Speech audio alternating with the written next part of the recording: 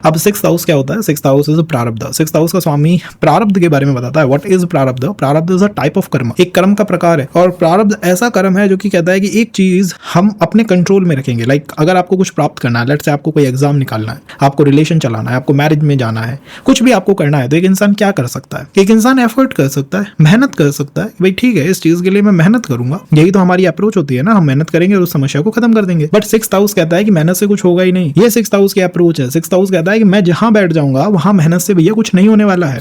वहां तो चीजें मेरे हाथ में है, मेरे अधीन है। मैं चाहूं उन्हें वैसे चलाऊं, मैं चाहूं उन्हें ऊपर कर दूं, चाहूं उन्हें नीचे कर दूं। तो हमें एक एरिया ऑफ लाइफ को सरेंडर करना पड़ता है जब सिक्स्थ हाउस की बात आती है।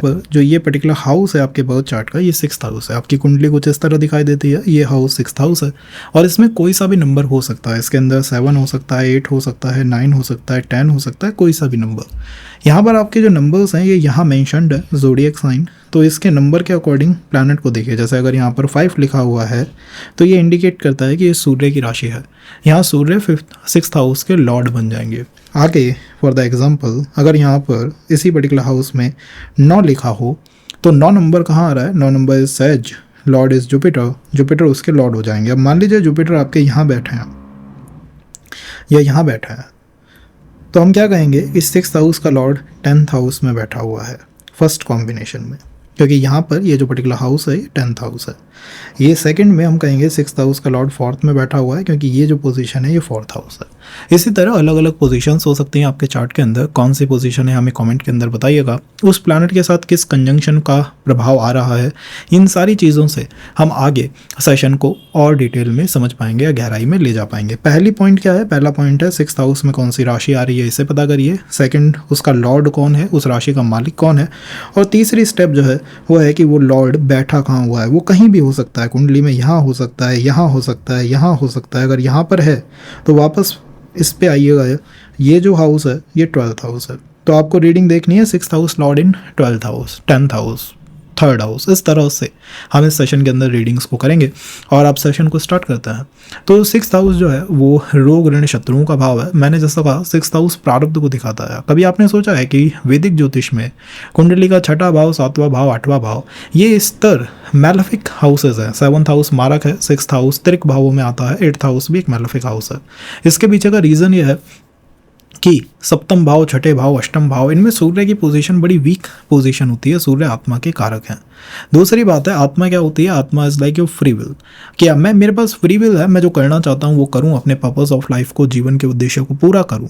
लेकिन जो सिक्स्थ हाउस है, 7th हाउस है, 8th हाउस है, कहीं ना कहीं व्यक्ति के जीवन के उद्देश्य को थाम देता है, रोक देता है। आपकी फ्री विल है कि आप यूपीएससी क्लियर करें, आपकी फ्री विल है कि आप रिलेशन को मैरिज में लेके जाएं, आपकी फ्री विल है कि भाई मैं जिस पर्सन से चाहता हूँ उस पर्सन के साथ मेरा विवाह हो।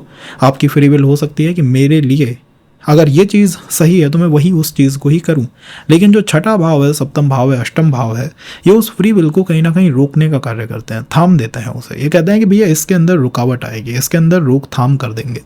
इस वजह से सिक्स्थ हाउस को मैलेफिक कहा जाता है। इसे प्रारब्ध के कर्मों का भाव माना जाता है कि आपका प्रारब्ध, आपकी डेस्टिनी, कैसा कार्मिक कंट्रोल है आपके ऊपर। जब भी एस्ट्रोलॉजर को ये जज करना होगा तब वो आपके सिक्स्थ हाउस को देखेगा। अगर आपका कोई भी क्वेश्चन एस्ट्रोलॉजर को ऐसा लगता है कि पहला कि मैं क्या ये बिज़नेस कर सकता हूँ, ये मेरी विल है, मेरी इच्छा है इस बिज़नेस को करना, क्या मैं इस मैरिज में जा सकता हूँ, मेरी आउट ऑफ मेरी विल है भाई, मेरी इच्छा है इस मैरिज के अंदर जाना, क्या मैं इस रिलेशनशिप को स्टार्ट कर सकता हूँ, क्या मैं इस एग्ज़ाम के लिए फाइट कर सकता हूँ, ये भी मेरी फ्री विल है, मैं चाहता हूँ, मेरी इच्छा है, क्या मुझे डेस्टिनी वहाँ पर सपोर्ट करेगी या नहीं करेगी। इनका आंसर आपके सिक्स्थ हाउस की वजह से मिलता है, प्राप्त होता है। अब अगर आपका सिक्स्थ हाउस का स्वामी बहुत स्ट्रॉन्ग कंजंक्शंस के अंदर आ गया, जैसे आपका सिक्स्थ हाउस का स्वामी for this chart is Jupiter. अब मान लीजिए जुपिटर मंगल के साथ है, जुपिटर सूर्य के साथ है, ऐसे यहाँ पर कॉम्बिनेशंस बनते हुए जा रहे हैं कि इसका जो कंट्रोल है वो और प्लैनेटों के ऊपर भी आ गया है। तो क्या ये अच्छी बात है या ये एक तरह का बंधन है? ये एक तरह का बंधन है। जिन जिन प्लैनेटों के ऊपर सिक्स्थ हाउस का प्रभाव आता है उन प्लैनेटों में बंधन आ जाता है, उन प्लैनेटों पे रिस्पॉन्सिबिलिटी आ जाती है। सिक्स्थ हाउस को रिस्पॉन्सिबिलिटी का भी भाव मानना चाहिए। उन प्लैनेटों के ऊपर औरों के लिए काम करने की इच्छा आ जाती है और उन्हीं प्लैनेटों से रिलेटेड कंसर्न या क्वेश्चंस हमारे मन में व्याप्त होने लगते हैं। मान लीजिए हम मैरिज की चेक कर रहे हैं, मैरिज को जज कर रहे हैं, तो मैरिज का जो कारक है, नेचुरल कारक इज वीनस। अब किसी का वीनस ही उसके सिक्स्थ हाउस के स्वामी के साथ कंजंक्शन में है, जैसे कि फॉर दिस चार्ट ओनली, यहाँ पर अगर मैं इस चार्ट में वीनस और जुपिटर के कंजंक्शन को दिखाऊं तो आप उसे ज़्यादा गहराई से या डिटेल के अंदर समझ पाएंगे। For this chart 6th house में 12 नंबर की राशि आ रही है। 12 नंबर के स्वामी अगेन जुपिटर मान लीजिए लगन में है 1st हाउस में, और वीनस के साथ उनका कंजंक्शन है। तो ये जुपिटर और वीनस का कंजंक्शन वीनस के कारकत्व को, वीनस मैरिज का कारक है, तो उसमें भी कुछ ना कुछ अपनी प्रभाव या इन्फ्लुएंस को असर्ट करने की कोशिश करेगा। वो कहेगा जब आपकी मैरिज या विवाह या रिलेशन की बात होगी तब वहाँ आपको बंधन का सामना करना पड़ेगा, क्योंकि मैं बंधन का मूल अधिपति हूँ। मैं बंधन चार्ट में लगा सकता हूँ, चार्ट में रिस्पॉन्सिबिलिटी ला सकता हूँ। तो दो लोगों के चार्ट के अंदर क्या रिलेशन मैरिज में टर्न करेगा, क्या उनमें रिस्पॉन्सिबिलिटीज होगी, इन सब का भी व्याख्या या आंसर आपके 6th हाउस से मिल पाता है। आपके 6th हाउस का स्वामी अगर सामने वाले के चार्ट के अंदर उसके वीनस को, उसके मून को या सप्तम भाव को टच करके बैठा हुआ है तो ये इंडिकेट करता है कि एक तरह की रिस्पॉन्सिबिलिटी है। ये संबंध दूसरा person as a responsibility treat कर रहा है, रिस्पॉन्सिबिलिटी से देखता है। उसकी फ्री विल में ये संबंध कहीं पे भी नहीं है, या फ्री विल से वो बहुत ज़्यादा कनेक्ट नहीं हो पा रहा। इस तरह से भी आप रीडिंग्स को देख सकते हैं। जनरल कार्मिक कनेक्शंस के अंदर ये चीज़ें बहुत ज़्यादा व्याप्त मिलती हैं। अब मान लीजिए वीनस का कोई पर्सन बिजनेस के लिए पूछे तो वीनस जो है वो वेल्थ है। वीनस क्या कहता है कि मैं वेल्थ हूँ, मैं पैसा हूँ।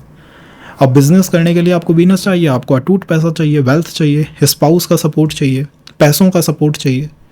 और जुपिटर बंधन का कारक है, तो जुपिटर ने वीनस को क्योंकि बंधन में डाल दिया, हो सकता है कि बैंक से हमें लोन नहीं मिल पा रहा, हो सकता है हमारी हेल्थ हमारे वर्क फ्रंट को या वेल्थ के फ्रंट को सपोर्ट नहीं कर रही। तो कौन प्लैनेट है जो 6th हाउस का लॉर्ड है, इसके ऊपर बहुत चीज़ें निर्भर करती हैं। अगर 6th हाउस का लॉर्ड सूर्य है तो सूर्य मतलब आत्मा, मतलब फादर, उनकी वजह से कोई बंधन हमारे जीवन में आ रहा है। मान लीजिए 6th हाउस का लॉर्ड वीनस स्वयं हो गया, जैसे तुला राशि या वृषभ राशि आपके 6th हाउस में आती है, तो ये इंडिकेट करता है कहीं ना कहीं आपका स्पाउस, आपका पार्टनर या आपकी फैमिली, डिपेंडिंग ऑन द राशि, उसकी वाइब्रेशन या उसकी व्यवहार जो सीमा है वो चेंज हो जाती है। मैंने कई बार देखा है 6th हाउस में शुक्र की राशि आ रही है Venus, and the person says मैं बिजनेस में या क्रिएटिविटी में बहुत अच्छा कर सकता हूँ, but comes to my partner या पैसा, उसका सपोर्ट ही मुझे नहीं मिलता। 6th हाउस का लॉर्ड आपका जुपिटर हो गया, तो जुपिटर क्या है? Jupiter is all about your knowledge, all about your health. तो हो सकता है व्यक्ति बहुत कुछ कर सके, उसकी फ्री विल है कि मैं किसी भी रिलेशन में जा सकता हूँ, कुछ भी कर सकता हूँ, जो चाहूँ वो एग्जाम फाइट कर सकता हूँ, लेकिन क्योंकि जुपिटर ने उसको बंधन में डाला है, जुपिटर उसके लिए एक शत्रु प्लैनेट बना है, इसका अर्थ है कि हेल्थ इश्यूज उसके लिए रुकावट बनेंगी। वो फील करेगा यार जब भी मैं कुछ नया ट्राई करना चाहता हूँ या जब भी मैं कुछ अच्छा करना चाहता हूँ मुझे हेल्थ इश्यूज हो जाता है, मुझे हेल्थ रिलेटेड स्ट्रगल्स आ जाते हैं। बुध अगर आपके 6th हाउस का लॉर्ड है तो बुध अपने से रिलेटेड इश्यूज दे देगा, जैसे कि कम्युनिकेशन में इश्यूज हो गए। पर्सन बहुत कुछ कर सकता है, उसका पोटेंशियल बहुत ज़्यादा है, लेकिन जब भी बात होती है कम्युनिकेट करने की और उनसे बातचीत करने की तो वो फील करता है कि वो कम्युनिकेशन बन ही नहीं पाता, कम्युनिकेशन स्टार्ट ही नहीं हो पाता। तो प्लैनेट टू प्लैनेट चीज़ें बदलती रहती हैं। आपके 6th हाउस का स्वामी कौन है, इसके माध्यम से हम आपके रोग को, आपके ऋण को, आपके शत्रु तक को परिभाषित कर सकते हैं कि ये व्यक्ति आपके परिवार में एक शत्रु की भूमिका निभा सकता है। कई बार ये होता है कार्मिक कनेक्शंस में। क्यों ऐसा होता है? वेल, कार्मिक कनेक्शंस मैं कई बार लोगों से कहता हूँ कि जब भी आप फैमिली कंसल्टेशंस लें, कार्मिक रीडिंग जरूर लें कि फैमिली के अंदर एक पर्सन दूसरे के लिए कैसा है। चाहे किसी से भी आप वो रीडिंग लीजिए, बट वो लीजिए, ये समझिए कि फैमिली में एक पर्सन दूसरे के लिए कैसा है, क्योंकि जनरली आपके जो भी डिसीजन है वो फैमिली से ही प्रभावित होता है। एक बच्चा मैरिज में out of the influence of father या मदर ही जाएगा। आप किसी रिलेशन को यस या नो आपके फादर मदर के ही कहने की वजह से कहते हो, कोई पड़ोसी की वजह से आप नहीं कहते। आपका पड़ोसी हो सकता है आपको बहुत प्रभावित भी ना करता हो, लेकिन फादर मदर, आपके सिबलिंग्स ये प्रभावित करते हैं। एक व्यक्ति है जिसने बहुत पैसा कमाया, चार्ट में पितृदोष था, फादर को कुछ हेल्थ इश्यूज हुए, पैसा सारा फादर की हेल्थ में चला गया। अब आप ये सोचिए कि फादर का रोल उसके जीवन में एज अ एस्ट्रोलॉजर, अगर मुझे जज करना है, आपको जज करना है, तो आप तो ये कहोगे ना कि फादर की वजह से आपको नुकसान हुआ है, आपका कुछ ना कुछ जो वेल्थ है या फिर जो एफर्ट्स हैं फादर की तरफ चले गए हैं। इस तरह मैं देखता हूँ कई हिंदी पट्टी, मतलब ये हिंदी बेल्ट में जो लोग हैं, ये यूपीएससी की तैयारी is like father saying mother is saying, and father mother का रोल ही ऐसा है आपके चार्ट के अंदर कि आपको एक लूप ऑफ अनसर्टेनिटी में पटक देंगे, एक कन्फ्यूजन में पटक देंगे। तो हमेशा अपने 6th हाउस को देखिए, फैमिली में कार्मिक अंडरस्टैंडिंग समझने की कोशिश करिए कि मेरा जो 6th हाउस का लॉर्ड है कहीं वो किसी का आत्मकारक तो नहीं हो गया, कहीं वो किसी का दारा कारक तो नहीं हो गया, कहीं मैं ऐसे पर्सन की तरफ तो नहीं खींच रहा हूँ जो मेरे लिए एक तरह से कार्मिक ब्लॉकेज है या मेरा प्रारब्ध है। अगर प्रारब्ध में फंस गए तो अच्छा भी हो सकता है, इट इज़ पॉसिबल कि बहुत अच्छा भी हो जाए। अगर आपका प्रारब्ध अच्छा है तो कैसे अच्छा है बुरा है वो भी चेक करना हम देखेंगे, और बुरा भी हो सकता है, परेशानी भी आ सकती है, नकारात्मकता भी आ सकती है। द सेकेंड थिंग कि आपका प्रारब्ध अच्छा है या बुरा है, इसे कैसे चेक करें? वेल, बहुत ईजी है इसे चेक करना, क्योंकि आपका 6th हाउस आपका प्रारब्ध है। आप ये देखिएगा कि आपके 6th हाउस के ऊपर जिन प्लैनेटों का इन्फ्लुएंस आ रहा है उनकी कैटेगरी किस तरह की है। क्या वो बेनिफिक प्लैनेट हैं, जैसे शुक्र है या जुपिटर है? ये बाय नेचर बेनिफिक है। जैसे आपके 6th हाउस में वृषभ राशि है, तुला राशि है, धनु है, पाइसेस है, तो इनमें बेनिफिक ऊर्जा है। ये इनमें एक ऐसी ऊर्जा है कि आपको बहुत हर्ट नहीं करना चाहते, क्योंकि नेचुरल बेनिफिक है, नेचुरली अच्छे प्लैनेट हैं। और अगर आपके 6th हाउस का लॉर्ड जुपिटर के साथ या वीनस के साथ कंजंक्शन में हो, जैसे कि इस चार्ट के अंदर जुपिटर वीनस का कंजंक्शन है, मान लीजिए इस चार्ट में अगर यहाँ पर ये जुपिटर प्लस मून का कंजंक्शन हो जाए, तो ये भी अच्छा है, क्योंकि मून भी by nature mother father benefic personalities होते हैं। तो वो भी इसकी नेगेटिविटी, जो 6th हाउस के प्रारब्ध की नेगेटिविटी आ रही है, उसको कुछ ना कुछ हद तक कूल डाउन करने की कोशिश करेंगे। और अगर आपके 6th हाउस का लॉर्ड शनि के साथ, मंगल के साथ, राहु केतु के साथ, इनके साथ कंजंक्शन में आ गया है, तो वो पैसा बहुत दे सकता है, वेल्थ बहुत दे सकता है, लेकिन इसी के साथ हेल्थ इश्यूज भी सीवियर लेवल के ला सकता है। लाइफ में कुछ ना कुछ ऐसी चीज़ होगी जो कि है ही नहीं, लाइफ में प्रेजेंट ही नहीं है। जैसे कि शनि है आपका 6th हाउस का लॉर्ड और वो शुक्र के साथ बैठा हुआ है, तो शुक्र इज पार्टनर, ये पार्टनर लाइफ में है ही नहीं, क्योंकि शनि जब प्रारब्ध का स्वामी बनेगा तो वो पूरा वो फिर कहेगा कि शुक्र मेरा मित्र है ही नहीं, अब शुक्र is not my friend any more. शुक्र और शनि वैसे मित्र हैं, लेकिन शनि जब कहेगा कि मैं प्रारब्ध का लॉर्ड हूँ, तो मैं नहीं जानता कौन शुक्र है, मैं तो बस अपना काम करूंगा जो मुझे करना है। वो है प्रारब्ध के अनुसार व्यक्ति के साथ न्याय करना। जितना उनके ऊपर बेनिफिक प्लैनेट्स जुपिटर वीनस का इन्फ्लुएंस होगा, चाहे बाय एस्पेक्ट हो या फिर कंजंक्शन के साथ हो, उतना बेटर है। और जितना मेलेफिक प्लैनेटों का इन्फ्लुएंस है, जैसे सैटर्न का, मंगल का, केतु का, उतना आप ये सोचिएगा कि ये धन दे सकता है, वेल्थ ला सकता है, फॉर्चून दे सकता है, बट कम्स टू हेल्थ या परिवार में किसी की हेल्थ या फिर मेरे जीवन में जो पॉजिटिविटी होनी चाहिए वो कहीं ना कहीं लैक फील कराएगी। मतलब ऐसा लगेगा कि वो शायद इतना नहीं है। तो इस तरह से भी चार्ट को प्लैनेट बेनिफिक या मेलेफिक चेकआउट किया जा सकता है।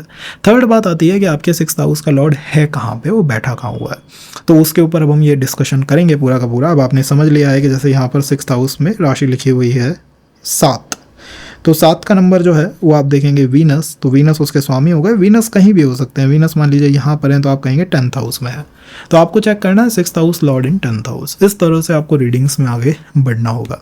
अगर हम पहली बात करें कि 6th हाउस का लॉर्ड 1st हाउस में है, इस पर्टिकुलर हाउस के अंदर है, तो 1st हाउस में बैठा हुआ 6th हाउस का लॉर्ड किस तरीके से कार्य करेगा।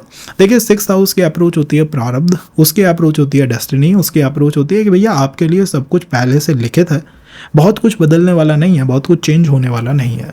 और लगन की इच्छा होती है सब कुछ बदल देना। लगन मीन्स आपका पर्पस ऑफ लाइफ, जीवन का उद्देश्य। तो आपको ये फील होगा कि मुझे सब कुछ बदलना है। ये आता है लगन से, आपके 1st हाउस से, आपके राइजिंग साइन से, और 6th हाउस से आता है बंधन, कि हम आपको बदलने नहीं देंगे। इन दोनों की ही बैटल आपको आपके चार्ट के अंदर होती हुई दिखाई देगी।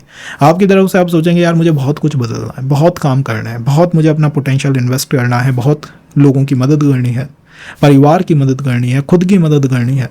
और आपका 6th हाउस का लॉर्ड आपको रोकने की भरसक कोशिश करेगा, भरसक प्रयास करेगा।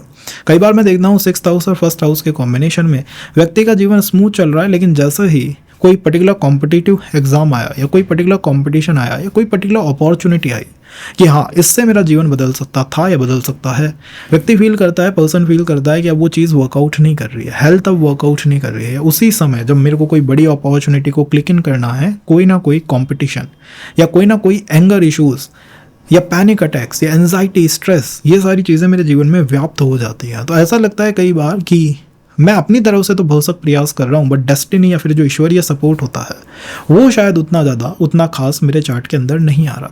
कुछ केसेस में यही 6th हाउस का लॉर्ड 1st हाउस में बहुत अच्छा वर्क भी कर जाता है, अगर आपका प्रारब्ध या उसके साथ आप एडजस्टमेंट कर लें। एडजस्टमेंट कैसे करना है, जैसे कि आपने अपने इष्ट देव की पूजा करना शुरू कर दी, जैसे कि आपको वर्क लाइफ में इशूज़ है, आपने पालन देवता की पूजा करना शुरू कर दी, क्योंकि यहाँ पर आप ये सोचेंगे कि मेरा पोटेंशियल कम है, मैं कम एफर्ट दे रहा हूँ। मान लीजिए किसी बच्चे को 6th और 1st का कॉम्बिनेशन है, वो बच्चा पढ़ाई में पूरी मेहनत कर रहा है, बट फैमिली ये समझेगी यार ये मेहनत ही नहीं कर रहा। इन एक्चुअल उसको जो ईश्वरीय सपोर्ट आना चाहिए वो कहीं ना कहीं लैक कर रहा है, कहीं ना कहीं नहीं आ पा रहा है, या वो शत्रुओं से घिरा हुआ है। उसके आसपास का एनवायरनमेंट ऐसा है कि हर व्यक्ति उसको वही सलाह देता है या वही एडवाइस देता है जिससे कि वो जीवन में रुक जाए, आगे ना बढ़ पाए। तो 1st हाउस और 6th हाउस का जब भी कॉम्बिनेशन होता है, मैं मानता हूँ कि व्यक्ति is like a one man army was fighting against all odds, मतलब सारी समस्याओं के खिलाफ अकेला ही युद्ध लड़ रहा है। कई बार ये केसेस में सफलतापूर्वक हो जाता है, आप जीत गए उस चीज़ में, आपका लगन का स्वामी मजबूत था और जो 6th हाउस का लॉर्ड है वो अकेला था। लेकिन अगर यही 6th हाउस का लॉर्ड 1st हाउस में बैठ के कई कंजंक्शंस में हो, जैसे वीनस है यहाँ पर मंगल के साथ है, शुक्र के साथ, मंगल के साथ है, गुरु के साथ है, कंजंक्शंस में ज़्यादा है, तो और रुकावटें ये लेके आएगा। कंबस्ट हो गया है या रेट्रोग्रेड हो गया है तो पास्ट लाइफ से इश्यूज आ गए। जैसे 6th हाउस और 1st हाउस का कॉम्बिनेशन है, प्लैनेट जो है यहाँ पर बैठा हुआ रेट्रोग्रेड है, लेफ्ट ओवर रिलेशंस आ गए, पास्ट लाइफ से इश्यूज आ गए, पास्ट लाइफ से रुके हुए रिलेशंस आ गए, उनकी वजह से व्यक्ति परेशान हो गया।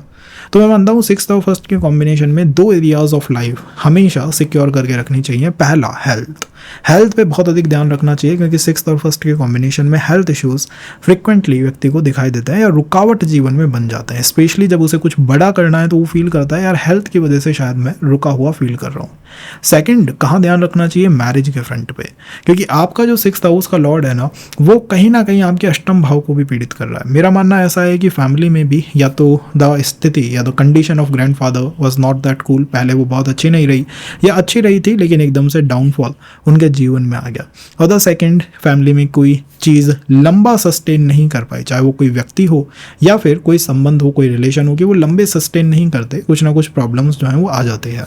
एंड द थर्ड, कि हमें कोई फाइनेंशियल लॉस एकदम से हुआ हो, ऑल ऑफ अ सडन हुआ हो, फैमिली में कोई फाइनेंशियल लॉस या कोई मॉनेटरी लॉस। अगर ऐसी 2 से 3 चीज़ें भी आपके साथ मिलती हैं तो आप ये मानिएगा कि आपका प्रारब्ध आपको रोकने की कोशिश कर रहा है। अपनी तरफ से आपने बहुत एफर्ट दिए हैं, अपनी तरफ से आप एफर्ट देने में कोई कमी नहीं कर रहे, बट प्रारब्ध आपको स्टॉप या रोकने की कोशिश कर रहा है। जनरली ऐसे चार्ट्स के अंदर या तो प्रॉपर्टी मैटर्स में या फिर गवर्नमेंट मैटर्स में प्रॉब्लम्स आती हैं, या फिर कई बार प्रॉपर्टी मैटर्स या गवर्नमेंट मैटर्स बहुत फेवरेबल भी हो जाते हैं। देखिए, अगर आप कोई वर्शिप करते हैं, कोई पूजा करते हैं, जैसे कि यही सेशन अगर ऐसा पर्सन देख रहा है जो कि लॉर्ड शिवा का मतलब बहुत गहरा भक्त है, बहुत डीप भक्ति वो करता है, तो इसका अर्थ है कि वो इन समस्याओं को आसानी से चुटकी बजा के ख़त्म कर लेगा। तो session to session, person to person differences आते हैं। आपको बस ये ध्यान रखना है कि कहीं ना कहीं मेरा 1st हाउस जो है वो दबा हुआ है, और जनरली मैं अपनी तरफ से तो मैक्सिमम कर रहा हूँ, but comes to the other side वो मुझे बहुत अधिक सपोर्ट इस चार्ट के अंदर नहीं कर पा रही है। अगर यही 6th हाउस का लॉर्ड 2nd हाउस में हो तो वेल 2nd हाउस से हम क्या चेक करते हैं? 2nd हाउस से जो एरिया ऑफ लाइफ हम देखते हैं, आपके जीवन में कौन सा क्षेत्र है जो 2nd हाउस के प्रभाव में होता है, वो है आपका परिवार, आपका धन, आपके रिलेशंस, आपकी सस्टेनेबिलिटी, कि मैं इस जीवन को कैसे सस्टेन करूं। मैरिज की सस्टेनेबिलिटी भी 2nd हाउस से ही आती है। 6th हाउस का लॉर्ड वहाँ पर बैठा हुआ है, आपका प्रारब्ध है वहाँ पर जो लगा हुआ है।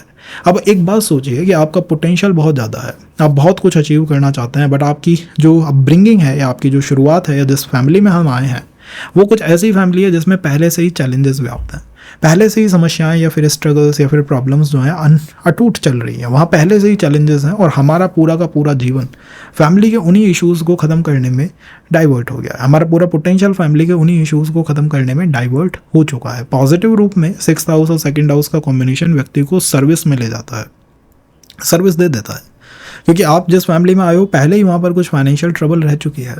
अगर यही प्लैनेट जुपिटर जैसा हो या मंगल जैसा हो तो फिर भी बातों में कुछ परिवर्तन आ सकता है, लेकिन अदर प्लैनेट्स कहीं ना कहीं व्यक्ति को सर्विस की तरफ ही डायरेक्ट करने की कोशिश करता है।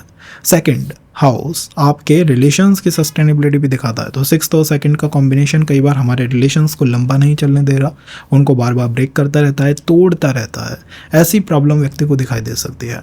6th और 2nd का कॉम्बिनेशन ये दिखाई देता है कि हम हमेशा किसी के अंडर हैं, किसी न किसी व्यक्ति के हम हमेशा अंडर बने रहते हैं, कोई और हमें बताएगा क्या करना है क्या नहीं करना है। इस तरह की भी कॉम्बिनेशन या ऊर्जाएं 6th हाउस और 2nd हाउस में व्याप्त रहती हैं।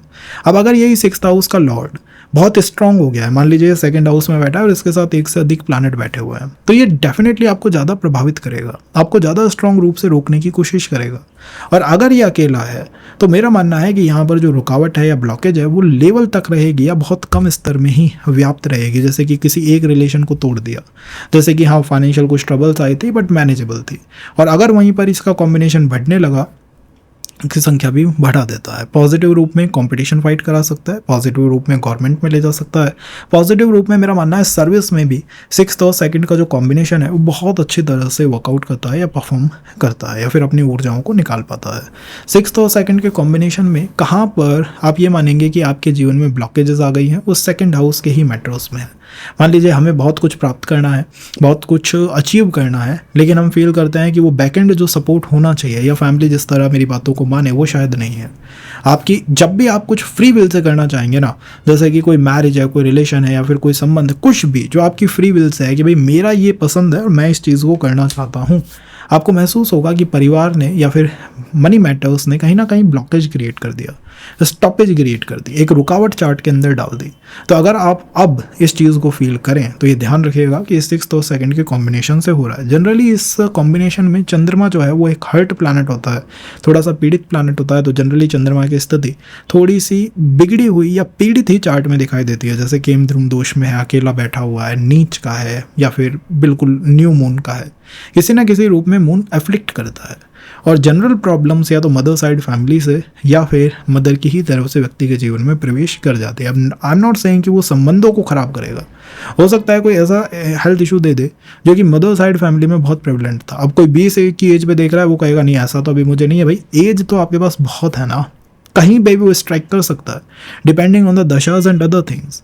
और अगर कोई रेट्रोग्रेड प्लैनेट यहाँ पर है 6th हाउस का लॉर्ड बन के, अधिक ध्यान रखना चाहिए, क्योंकि वो एक पैटर्न रिपीट करेगा कि फैमिली में अगर पहले किसी को कोई लॉस हुआ है या कोई ट्रबल आई है तो let me give that trouble to this person also, इस पर्सन को भी वैसे ही कोई ट्रबल दे दूँ या ऐसा ही कोई हेल्थ इशू दे दूँ। तो यहाँ पर इस चीज़ का हमें थोड़ा सा आल से ध्यान रखना चाहिए, अदरवाइज थोड़ा इंट्रोवर्ट या आइसोलेटेड ये कर देता है। हम जब भी अपनी तरफ से कोई बात करेंगे, स्पीच देंगे, सामने वाला उसको मतलब एक क्रोध फॉर्म मिलेगा या डिस्प्यूटेड फॉर्म मिलेगा। वीनस या जुपिटर है 6th लॉर्ड, फिर भी ठीक है। अगर कोई और क्रांतिकारी प्लैनेट है, सैटर्न केतु, ऐसा कोई कंजंक्शन लग गया है 2nd हाउस में, तो आप वहाँ पर इसको थोड़ा ज़्यादा हर्ट करता हुआ या पीड़ित करता हुआ पाएंगे।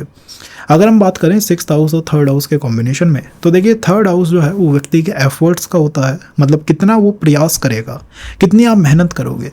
जब भी मुझे बिजनेस देखना होता है मैं 3rd हाउस को देखता हूँ या किसी भी प्लैनेट से 3रे भाव को देखता हूँ, क्योंकि बिजनेस के लिए व्यक्ति को अथक प्रयास करना पड़ेगा, मतलब उसको पूरा अपना जीवन ही समर्पण करना पड़ेगा किसी बिजनेस को सस्टेन कराने में या फिर स्टार्ट करने में। यही हाउस कम्युनिकेशन का है, जैसे आप लोगों से बातचीत करते हो, विचार विमर्श करते हो। 3rd हाउस से ही आप शॉर्ट ट्रैवल देखते हो, अपनी सिटी की यात्राएं जो हैं 3rd हाउस से ही देखी जाती है। आपका 6th का लॉर्ड 3rd में बैठा हुआ है, इसका अर्थ है कि प्रारब्ध ने या फिर वो जो बाउंडेशंस हैं, वो जो लिमिट्स हैं, उन्होंने आपके प्रारब्ध बनकर आपके कम्युनिकेशन को या फिर आपके 3rd हाउस को जो एफर्ट देने का भाव है उसे रोकने की कोशिश करी है। कई केसेस में मैं देखता हूँ 6th और 3rd के कॉम्बिनेशन में व्यक्ति किसी तरह के डिप्रेशन या एंजाइटी का शिकार हो जाता है। वो ये फील करता है कि यार मैं कितने भी एफर्ट क्यों ना दे लूँ, कितनी भी मेहनत क्यों ना कर लूँ, शायद चीज़ें बदल ही नहीं रही हैं, शायद चीज़ें जो हैं वो फिक्स हो चुकी हैं। डिपेंडिंग ऑन द प्लैनेट की प्लैनेट का नेचर कैसा है, जैसे कि अगर यही 6th का लॉर्ड वीनस है तो वीनस के मैटर्स में कि पैसे के मैटर्स में चीज़ें अटक गई हैं। अगर यही प्लैनेट मंगल है तो मंगल इज ऑल अबाउट एनर्जी, कि मेरे अंदर काम करने की वो एनर्जी ही नहीं आ पा रही है या वो हेल्थ ही मेरा वो सपोर्ट नहीं कर पा रही है। तो प्लैनेट पे भी बहुत कुछ डिपेंड करता है। 6th और 3rd के कॉम्बिनेशन में होगा क्या, 6th और 3rd के कॉम्बिनेशन में यही एक पर्टिकुलर इशू बन जाता है कि कितने भी हम एफर्ट दे लें, कितनी भी मेहनत क्यों ना मैं कर लूँ, लेकिन वो जो आउटकम आना चाहिए शायद वो नहीं आ पाएगा या वो नहीं आ रहा है। अब अगर व्यक्ति पूछेगा उसके पीछे का रीज़न क्या है, तो रीज़न भैया साफ साफ दिखाई देता है 6th और 3rd का कॉम्बिनेशन है। 2nd कई बार इशू आ जाता है बिजनेस और जॉब, बिजनेस को पिक इन करूँ या जॉब को पिक इन करूँ, क्या करूँ क्या ना करूँ, ये समस्या यहाँ ये दे देता है। क्योंकि 3rd हाउस से हम सिबलिंग्स को भी देखते हैं, तो 6th और 3rd के कॉम्बिनेशन में कई बार मदर साइड आप देखेंगे कि मिसकैरेजेस हैं, मदर को कोई बेबी लॉस, बच्चा जो लॉस है वो पहले ही दिखाई दे चुका है। 6th और 3rd के कॉम्बिनेशन में ये चीज़ भी देखी जाती है, क्योंकि वो प्रारब्ध लगाएगा ना, वो एक रुकावट वहाँ स्टैब्लिश करने की कोशिश करेगा, एक बाउंडेशन, बाउंड्री या फिर एक रुकावट वो 3rd हाउस में देने की कोशिश करेगा ही करेगा। 3rd हाउस से आप क्या देखते हो, 3rd हाउस से आप शॉर्ट ट्रैवल देखते हो, छोटी यात्राएं देखते हो। तो 3rd हाउस में जब भी 6th हाउस और 3rd हाउस का कॉम्बिनेशन होगा, हो सकता है व्यक्ति को अपनी सेम सिटी में ही कभी ना कभी तिरस्कार का या फिर परेशानियों का कि आपका नाम खराब हो गया, इन चीज़ों का सामना करना पड़ा हो। तो 6th और 3rd के कॉम्बिनेशन में मैं कई बार व्यक्ति को थोड़ा शाई नेचर का भी देखता हूँ जब सिटी में ट्रैवल करने की बात आती है या फिर घूमने की बात आती है। ऑनलाइन पर्सन बहुत प्रेजेंस हो सकता है, बट सिटी मैटर्स में एक रुकावट है, एक चैलेंज को फील हो सकता है। 4th पॉइंट में 6th और 3rd का ही कॉम्बिनेशन क्या कर सकता है, 6th और 3rd के कॉम्बिनेशन से कहीं ना कहीं आपका कोई ना कोई चार्ट में प्लैनेट जो है वो रेट्रोग्रेड स्टेट में जा सकता है, क्योंकि 3rd house is the house of planet Rahu and mercury. 6th और 3rd जब भी कंबाइन होंगे तो राहु मर्क्यूरी की भी ऊर्जा 6th हाउस के लॉर्ड पे आएगी और ये ऊर्जा करेगी क्या, ये ऊर्जा आपके अंदर एक ऐसा बिहेवियर डाल देगी कि यार मेरे साथ हमेशा अन्याय हुआ है, मेरे साथ हमेशा अनजस्टिस हुई है, मेरे साथ हमेशा ही एक निरादर या मुझे परेशान किया जाता है, ये भावना आ जाती है। और इसके मैटर की वजह से कोई ना कोई प्लैनेट चार्ट का रेट्रोग्रेड स्टेट में भी जा सकता है, क्योंकि 6th हाउस कंपटीशन एग्जाम का है, 3rd और 6th का कंपटीशन, 6th का कनेक्शन हो सकता है सिबलिंग कोई कॉम्पिटिटिव एग्जाम में डाल देगी यार, हाँ सिबलिंग जो है वो कंपटीशन की तैयारी करता है, दैट इज़ ऑल्सो पॉसिबल, ये भी यहाँ पर पॉसिबल होता हुआ दिखाई दे रहा है। अगर हम इसी चीज़ को फैमिली कार्मिक ट्री में देखें तो 6th और 3rd के कॉम्बिनेशन से फैमिली में भी कोई ना कोई पर्सन ऐसा हो सकता है, सिबलिंग साइड में स्पेशली आपके फादर के ग्रैंडफादर का, जिसने किसी स्ट्रगल का चैलेंज का सामना करा हो, एंड द सेकेंड जिसने किसी कॉम्पिटिटिव एग्जाम को भी फाइट करा हो, that is also possible. Siblings side से डिस्प्यूट आना, जैसे प्रॉपर्टी डिस्प्यूट फैमिली में प्रेवलेंट होना, 6th और 3rd का कॉम्बिनेशन दिखाता है कि हाँ फैमिली में प्रॉपर्टी इश्यूज जो है वो प्रेवलेंट है, दिखाई देता है। और हमेशा जो भी आपकी तरफ फादर की तरफ ग्रैंडफादर की तरफ जो सिबलिंग्स होते हैं उनको हेल्थ इश्यूज़ देने में भी इसकी बहुत स्ट्रांग भूमिका बनी रहती है। अब आप कहेंगे कि कैसे मैं इसे चेकआउट करूं? चेकआउट करने का बहुत आसान तरीका है। आप ये देखिएगा कि आपके जन्म के बाद, आपके बर्थ के बाद, या फिर जब भी आपको हेल्थ इश्यूज़ होते हैं या फिर कुछ फाइनेंशियल इश्यूज़ होते हैं, क्या उसी टाइम आपके फादर को भी कोई समस्या आती है क्या? इस चीज़ को चेकआउट करना चाहिए ही चाहिए, क्योंकि जब भी इस व्यक्ति को जिसका 6th और 3rd का कॉम्बिनेशन है उसको कोई इशू आएगा, चाहे फाइनेंशियल हो या हेल्थ क्रंच हो, फादर को भी उसी समय कोई प्रॉब्लम आती हुई दिखाई देगी। इनडायरेक्टली एक कनेक्शन, एक कार्मिक कनेक्शन चार्ट के अंदर बनता हुआ यहाँ से दिखाई देता है। अगर हम बात करें 6th हाउस और 4th हाउस का कॉम्बिनेशन हो तो आप इन दोनों हाउसेस की अप्रोच समझिए। 4th house is all about your comfort. 4th house आपसे कहता है कि भैया कोई कितना ही दुखी आ जाए, मेरा घर है, यहाँ पर आपको शांति मिलेगी। 6th हाउस कहता है कि मैं तो हुई रोग ऋण शत्रु, मैं तो हुई दुश्मन। तो दुश्मन घर में प्रवेश कर गया, क्या इसे ऐसे नहीं कहा जा सकता? कहा जा सकता है। दुश्मन ने कंफर्ट पीड़ित कर दिया। आप बड़े सुखी थे, नेटफ्लिक्स देख रहे थे, आराम से मौज मस्ती थी परिवार में, लेकिन कोई दुश्मन जो है उसने आपके कंफर्ट को, आपकी शांति को भंग कर दिया। ये इस तरह की कॉम्बिनेशन है। ये एक ऐसा कॉम्बिनेशन है जिसमें व्यक्ति स्वयं से तो शांत है, स्वयं से तो वो संतोष में है, कंफर्ट में है, लेकिन बाहरी एनवायरनमेंट उसे परेशान करता रहता है। कभी बाहरी एनवायरनमेंट में प्रॉपर्टी इश्यूज होते हैं, कभी बाहरी एनवायरनमेंट के अंदर मदर को कुछ हेल्थ इश्यूज होते हैं, कभी कोई ऐसा एनवायरनमेंट होता है जिसमें कि आपके आसपास के किसी बच्चे ने कोई कॉम्पिटिटिव एग्जाम क्लियर कर लिया और आपसे क्वेश्चन किए जा रहे हैं कि भैया तुम कब करोगे, तुम कैसे करोगे। 6th हाउस से हम सर्विस भी देखते हैं, तो 6th और 4th का कॉम्बिनेशन वर्क फ्रॉम होम भी दिखा सकता है कि हाँ यार मुझे तो वर्क फ्रॉम होम करना पसंद है, या मैं किसी क्रिएटिव प्रोजेक्ट के ऊपर काम करना चाहता हूँ, क्योंकि 4th हाउस क्रिएटिव प्रोजेक्ट से जुड़ा हुआ है।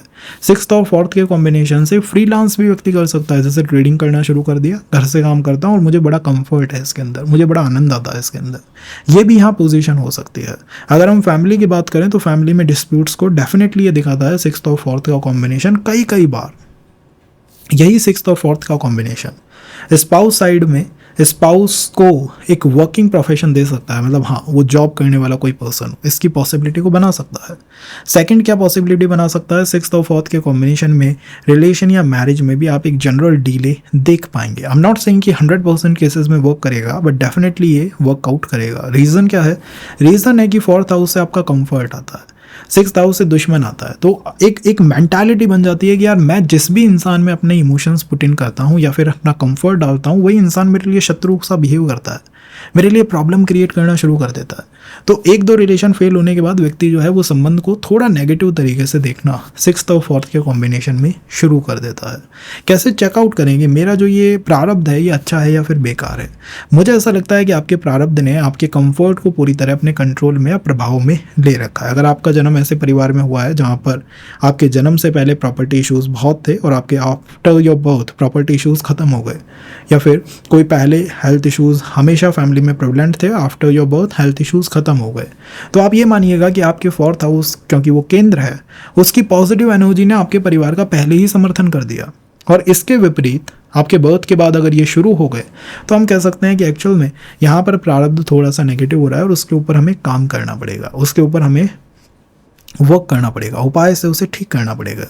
जनरली ऐसे व्यक्ति को फ्रीलांस या फिर गिग वर्क या ऐसे कामों की तरफ जाना चाहिए जिसमें वो आराम से घर के कंफर्ट में रह के काम कर सके। कॉम्पिटिटिव एग्जाम्स के अंदर जाना 6th और 4th के कॉम्बिनेशन में कई बार व्यक्ति के कंफर्ट को डिस्टर्ब कर देता है या परेशान कर देता है। मेरा मानना है इसको इस तरह से भी चेकआउट किया जा सकता है कि 11th house is performing well और not in your birth chart. अगर 11th हाउस बहुत अच्छा परफॉर्म कर रहा है, जैसे कि आपके कोई एल्डर सिबलिंग है, एल्डर सिबलिंग की लाइफ ठीक चल रही है, और जब आपको हेल्थ इश्यूज आते हैं या फिर कोई चैलेंजेस आते हैं तो एल्डर सिबलिंग जो है आपकी मदद करते हैं, तो आप ये मानिएगा कि ये प्रारब्ध जो पॉइंट बना है ये आपका डेफिनेटली समर्थन कर रहा है।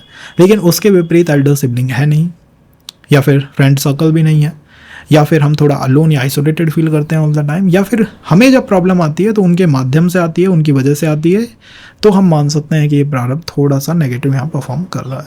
तो इस तरीके से इसे चेकआउट किया जा सकता है। और जो कंजंक्शंस एंड ऑल हैं उन्हें भी हम कवर करेंगे। तो मेंशन करिए आपके बर्थ चार्ट की अलाइनमेंट को इन द कमेंट बॉक्स।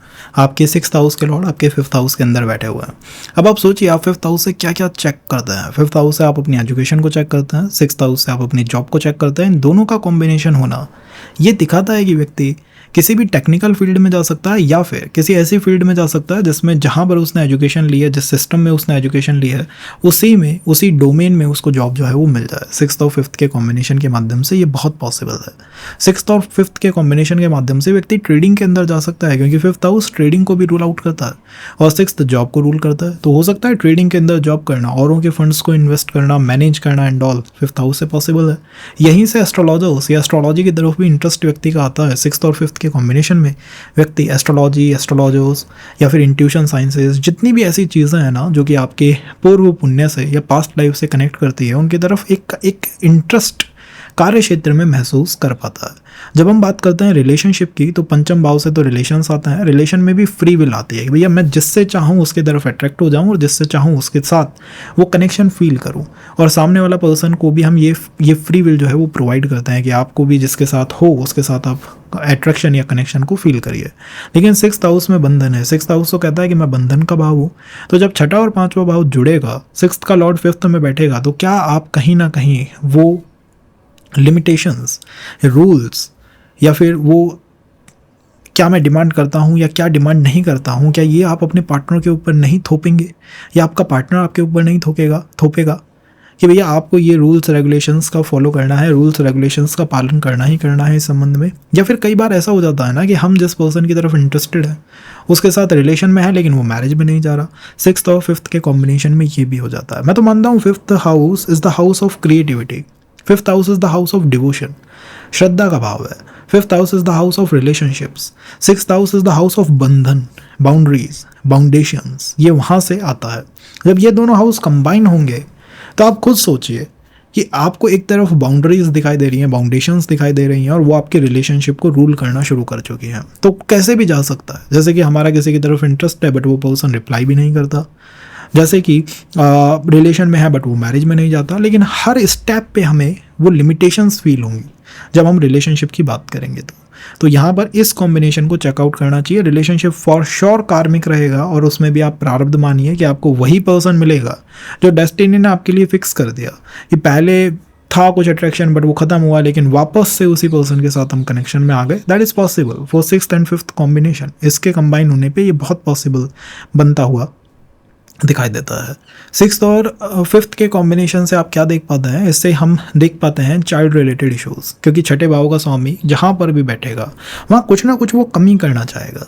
वो हेल्थ इशू क्रिएट करने वाला प्लैनेट है। 5th हाउस आपके इंटेस्टाइन का हाउस होने के साथ साथ आपके चाइल्ड जो बर्थ है या चाइल्ड प्लानिंग है उसको भी कंट्रोल करता है। जब 6th लॉर्ड वहाँ पर बैठेगा तो व्यक्ति को इश्यूज तो आएंगे ना, वो चैलेंजेस तो फील होंगे कि जब भी हम चिल्ड्रंस की बात करें या फिर एक सिस्टमेटिक डेवलपमेंट की बात करें या फिर स्टमक रिलेटेड इश्यूज इसने दे दिए, किडनी रिलेटेड इश्यूज इसने दे दिए, 6th और 5th के कॉम्बिनेशन में ये हो सकता है।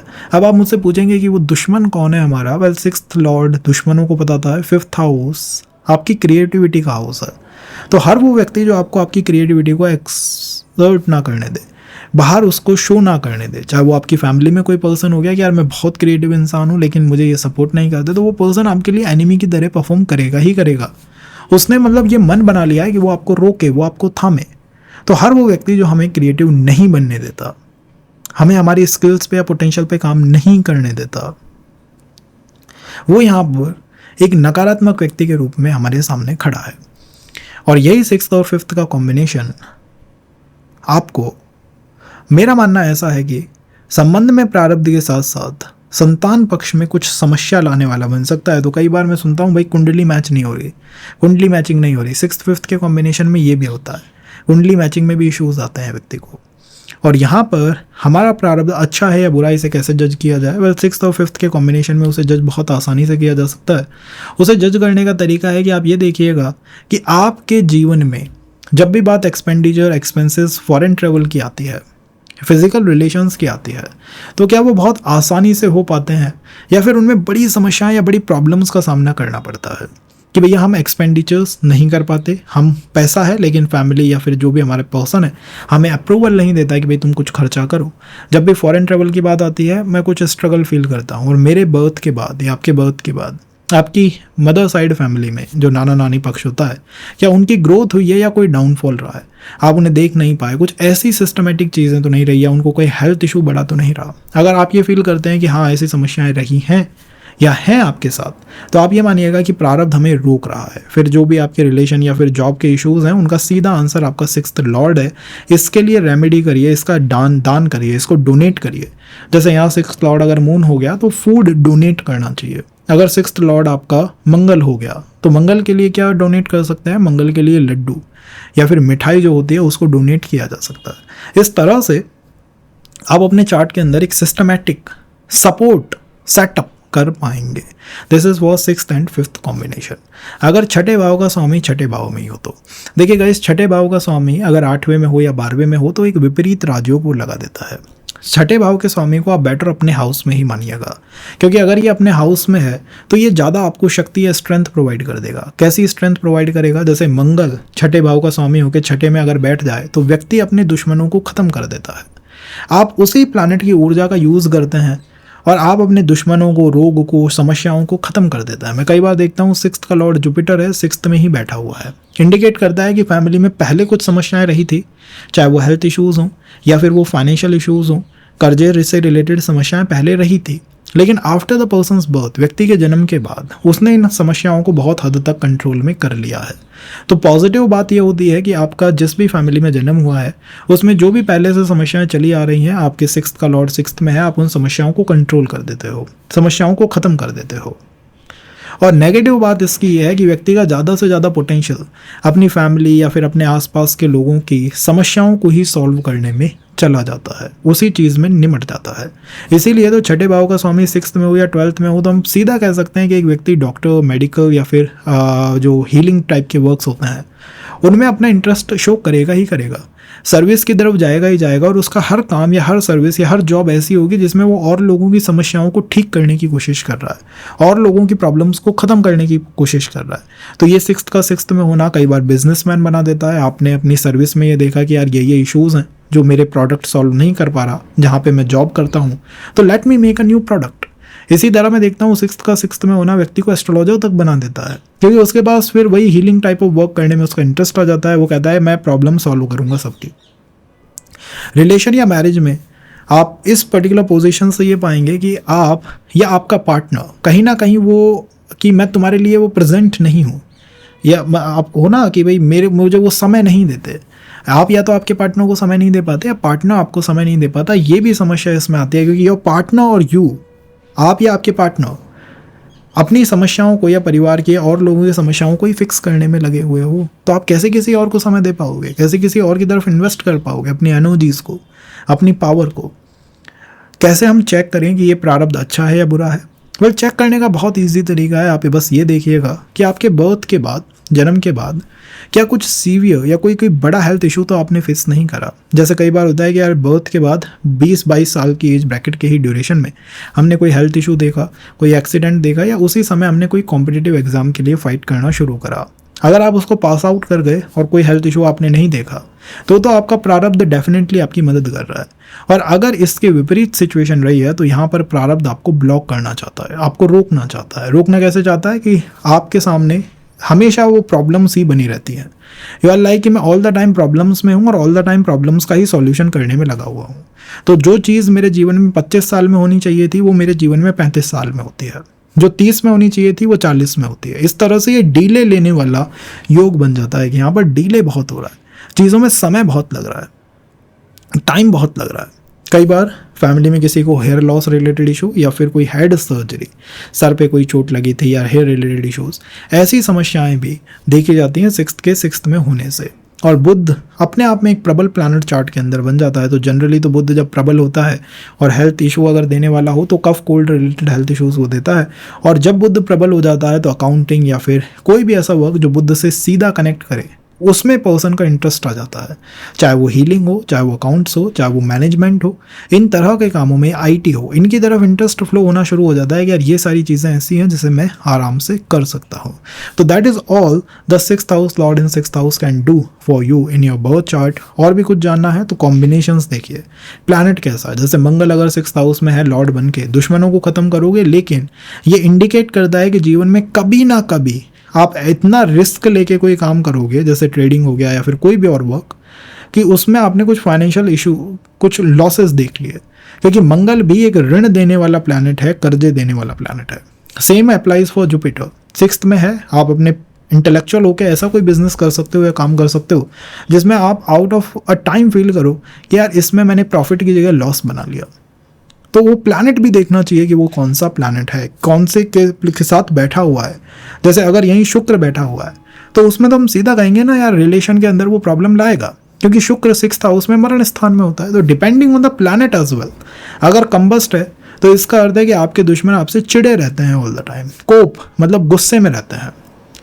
और अगर वही रेट्रोग्रेड है सिक्स्थ हाउस में तो ये इंडिकेट करता है कि कोई लेफ्ट ओवर रिलेशन आ सकता है, पास्ट लाइफ से कोई रिलेशन आ सकता है, या फिर आप सही काम कर रहे थे, आपको किसी और पर्सन ने एडवाइस करी, आपने बिजनेस को चेंज करा या जॉब को चेंज करा और उससे आपको प्रॉब्लम हो गई। इस तरह से वो अपने अलाइनमेंट को शेप करता है या चेंज भी करता है, डिपेंडिंग ऑन किन किन के साथ बैठा हुआ है और कैसे बैठा हुआ है। तो आपको इन चीज़ों को चेक करना चाहिए फॉर अ बेटर अंडरस्टैंडिंग। फिर भी मुश्किल होती है, just let us know in the comment box, definitely will help you. Sixth अगर सेवन्थ में बैठ, सिक्स्थ हाउस का लॉर्ड सेवन्थ हाउस में, वेल सेवन्थ हाउस से हम आपके पार्टनर को, आपके स्पाउस को, आपके बिजनेस पार्टनर को, इन सब चीज़ों को फिगर आउट करता है।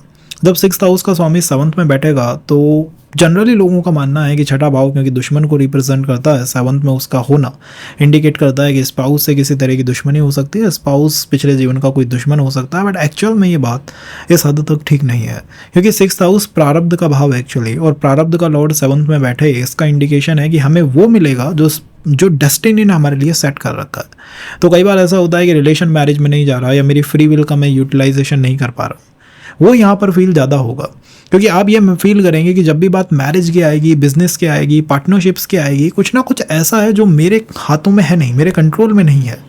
डेस्टिनी या ईश्वर ही कहीं ना कहीं उसे संचालित कर रहे हैं। अगर आपका प्रारब्ध अच्छा है तो यही सिक्स्थ और सेवन्थ का कॉम्बिनेशन आपको एक बहुत अच्छा स्पाउस दे सकता है। और अगर यहाँ प्रारब्ध बेकार है तो आप कितने भी एफर्ट कर लीजिए, कितनी भी चार्ट मैचिंग कर लीजिए, सिक्स्थ और सेवन्थ का कॉम्बिनेशन हमारे रिलेशन के फ्रंट को कुछ हद तक डिस्टर्ब करेगा।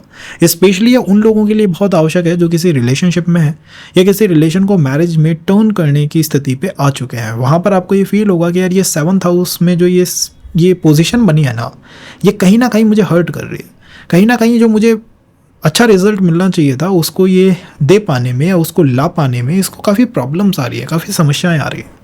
जनरली मैं देखता हूँ ऐसे लोग अपने जॉब और बिजनेस को लेके भी कंफ्यूज होते हैं। मैक्सिमम टाइम तो उनको ये कन्फ्यूज़न होता है कि जॉब करें या बिजनेस करें, जॉब में इन्वेस्ट करें एनर्जी को या बिजनेस में इन्वेस्ट करें अपनी एनर्जी को।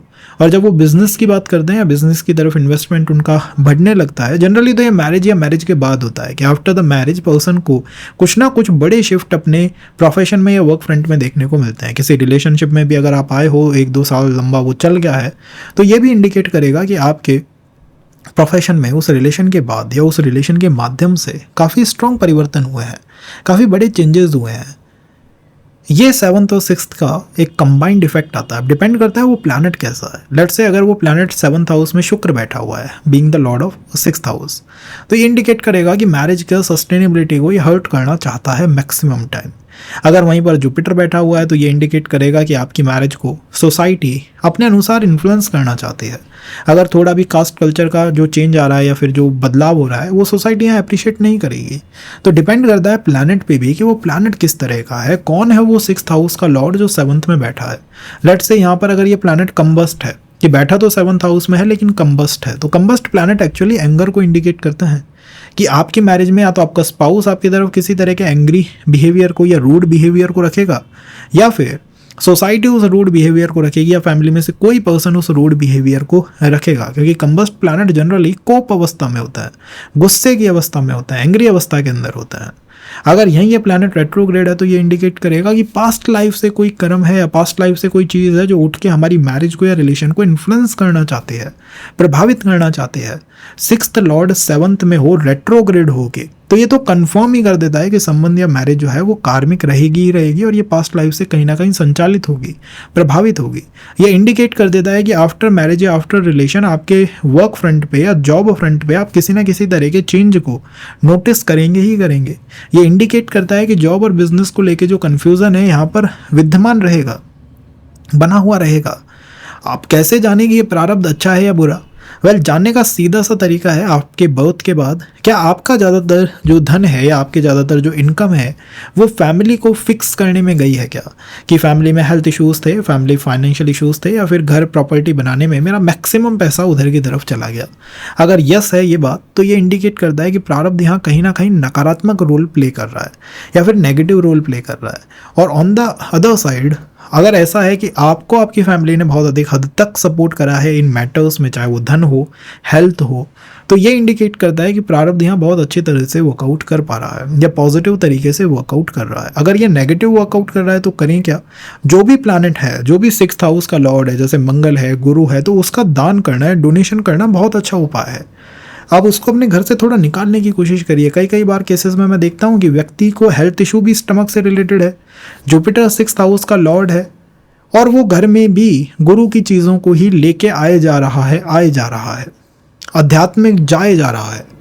उसको पता ही नहीं लग रहा कि वो जो प्रयास कर रहा है या पैटर्न कर रहा है, जो एफर्ट वो दे रहा है, वही उसको प्रॉब्लम में पुश इन कर रहे हैं या डाल रहे हैं। हमें बस उस चीज़ का पता होना चाहिए कि हमारा जो प्लैनेट है, जो भी 6th हाउस का लॉर्ड है, अगर वो नेगेटिव हो गया है तो हम उसके लिए थोड़ा डोनेशन करें, थोड़ा दान करें, थोड़ा मंत्र चैंट करें, और वो भी रुद्राक्ष की माला पे, स्पेसिफिक रुद्राक्ष की माला पे, डिपेंडिंग ऑन द प्लैनेट। ये वो प्लैनेट कैसा है, जैसे सूर्य अगर 6th हाउस का लॉर्ड है तो उसके लिए एक मुखी रुद्राक्ष माला, उस पर मंत्र जाप करने चाहिए, समाधान मिल पाता है। अगर 6th हाउस का लॉर्ड 8th में हो तो well, 6th is all about limitations, 8th house is all about transformation. जब ये दो हाउस एक दूसरे के साथ जुड़ जाते हैं तो वैदिक ज्योतिष का एक बहुत शानदार राजयोग बनता है जिसका नाम है विपरीत राजयोग। आप जानते हैं विपरीत राजयोग की खासियत क्या होती है? विपरीत राजयोग इज ऑल अबाउट चीज़ों को स्क्रैच से स्टार्ट करना। मैंने जिस भी व्यक्ति का 6th और 8th का कॉम्बिनेशन देखा है उसकी लाइफ में ये पाया है कि इनकी फैमिली में एक पैटर्न है जिसमें फादर, मदर, ग्रैंडफादर जो भी हैं, अंकल्स जो भी हैं, वो अपने जीवन को, अपनी लाइफ को स्क्रैच से स्टार्ट करते हैं, on their own self start करते हैं कि हम अपने लिए कुछ नया बिल्डअप करेंगे। जैसे हाँ, ग्रैंडफादर गांव में रहते थे, वहाँ पे हमारे विलेज में ज़मीन है, लेकिन हम उठ के शहर में आ गए।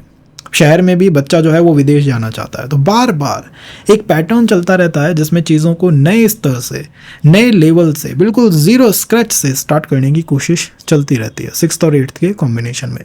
क्योंकि 6th हाउस से हम सर्विस भी देखते हैं, 8th house is all about deep research. तो यहाँ पर कोई ऐसा वर्क व्यक्ति कर सकता है जैसे ट्रेडिंग में चला गया, मिस्टीरियस काम है जिसमें रिसर्च बहुत करनी पड़ रही है। एस्ट्रोलॉजी में चला गया, वो भी एक रिसर्च ओरिएंटेड वर्क हो गया। या फिर किसी ऐसे वर्क में चला गया जहाँ पर या तो वो वर्क दुनिया को बहुत दिखाई नहीं देता, जैसे ट्रेडिंग हुआ, एस्ट्रोलॉजी हुआ, कोई अनकन्वेंशनल काम है, या फिर कोई डीप रिसर्च से रिलेटेड बहुत टेक्निकल प्रोजेक्ट है। साहब, टेक्निकल सब्जेक्ट है मेरे वर्क में, मेरे कार्य क्षेत्र में वो टेक्निकलिटी की बहुत आवश्यकता है। ये चांसेस बहुत स्ट्रांगली यहाँ बन जाते हैं। 6th और 8th के कॉम्बिनेशन में हेल्थ इश्यूज़ हो सकते हैं, और वो भी अनडायग्नोज, ऐसे हेल्थ इश्यूज़ जिनका डॉक्टर निदान ही नहीं कर पा रहा। अनडायग्नोज हेल्थ इश्यूज़ हो गए, या नज़र लग जाती है, जैसे ही आपने अपना कोई प्लान या कोई चीज़ किसी को बताई, बूम, वो फेल कर गई, वो चीज़ हो ही नहीं पाई, वो चीज़ वर्कआउट ही नहीं कर पाई। 6th और 8th का कॉम्बिनेशन।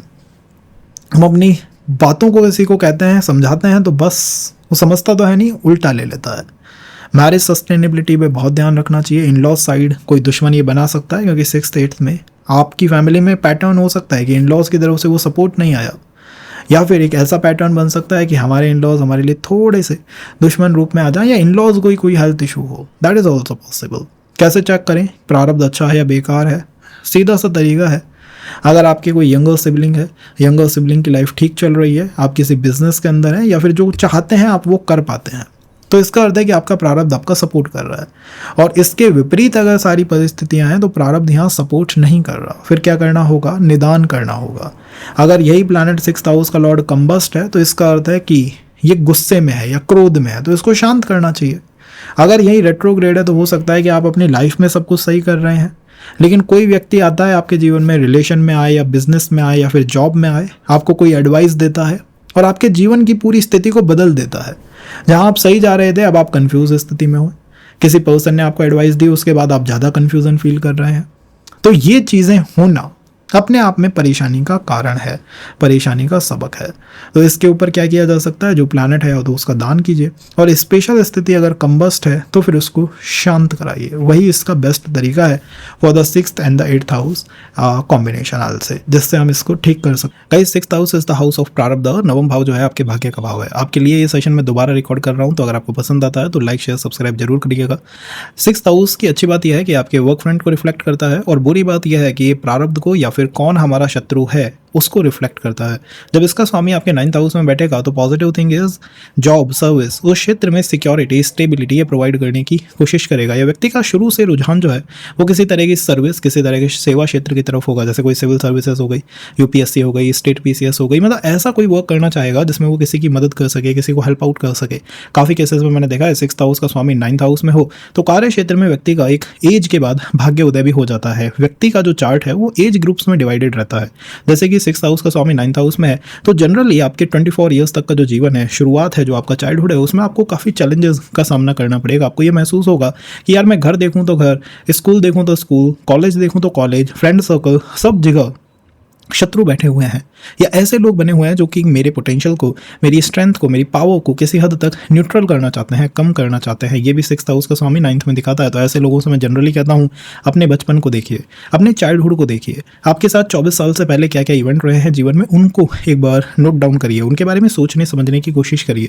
अगर वो इवेंट नेगेटिव रहे हैं तो ये इंडिकेट करता है कि ये कहीं ना कहीं the placement of 6th and 9th connection ये हमारे लिए नेगेटिव रोल प्ले आउट कर रहा है, और 25 से 27 या फिर 24 साल के बाद ही भाग्य उदय चार्ट के अंदर पॉसिबल हो पाता है। द सेकंड लाइन इज, क्योंकि 6th हाउस का स्वामी नेगेटिव चीज़ों के अंदर कहीं ना कहीं हेल्थ इश्यूज़ को, हेल्थ चैलेंजेस को, और इसी के साथ रोग, ऋण, शत्रु, इन सब चीज़ों को दिखाता है। और नवम भाव जो है वो भाग्य का भाव है।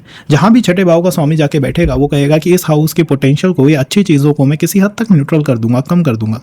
तो ऐसे केसेस में मैं देखता हूँ चार्ट के अंदर कि व्यक्ति बार बार चीज़ों में फंस जाता है, चाहे वो रिलेशन हो कि यार मैं जानते बूझ देख, मुझे पता था कि इस रिलेशनशिप में ऐसा होगा, बट फिर भी मैं ट्रैप में आ गया। चाहे वो कोई एजुकेशन की स्ट्रीम हो, पर्सन को पहले ही एक इंट्यूशन आ जाता है, उसको पहले ही पता लग जाता है कि शायद ये चीज़ मेरे लिए ठीक नहीं रहेगी, इससे मुझे वो फायदा नहीं हो पाएगा, फिर भी वो उस चीज़ के अंदर फंस जाता है।